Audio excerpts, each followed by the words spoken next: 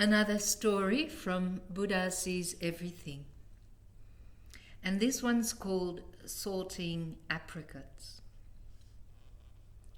Now they're often called plums, but I call them apricots because they're more like apricots, I feel.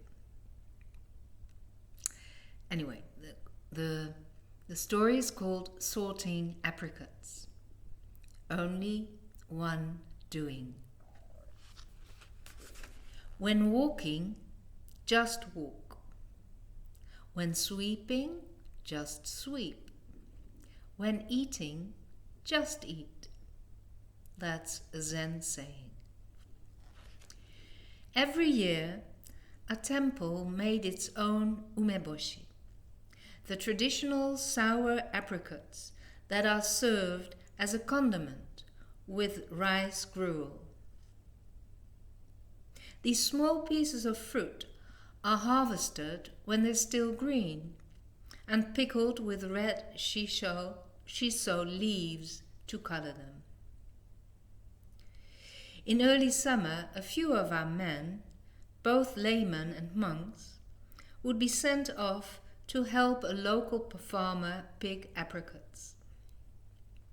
In return, the temple would receive a small portion of the harvest. Dozens of pounds of apricots would be delivered all at once in big barrels, and the head monk would sound the clappers to gather us. The preparation of the umeboshi could begin. There we were, maybe 10 or 15 of us, seated, ready to sort and wash hundreds of pieces of fruit. It seemed like an endless task. In Zen, everything is meditation, a practice of being empty and attentive.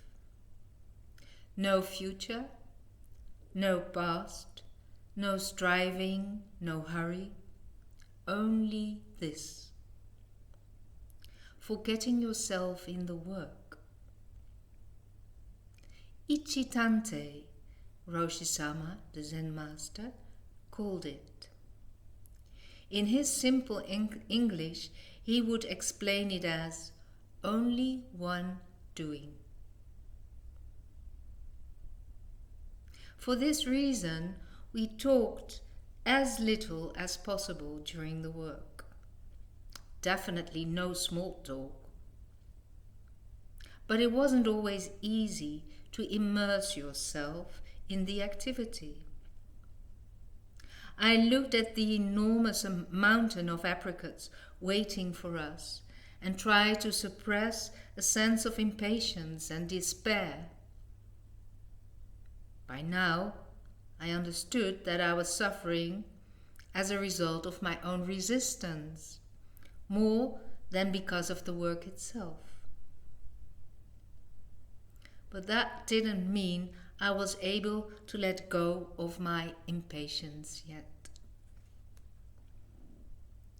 The others just sat down patiently, or at least that was how they looked to me. We worked on the concrete floor outside the kitchen. Each apricot had to be inspected for brown spots and, after the stem was removed, sorted into different piles.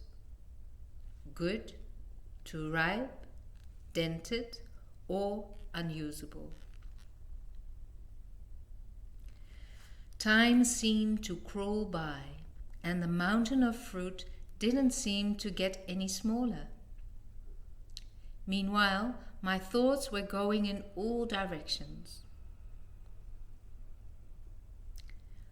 After a while, we started sighing and making silly jokes to kill time. We're even starting to get a little rowdy. Then, suddenly, we heard Roshisama's emphatic cough. Immediately, Everyone fell silent. It kind of felt like we'd been caught.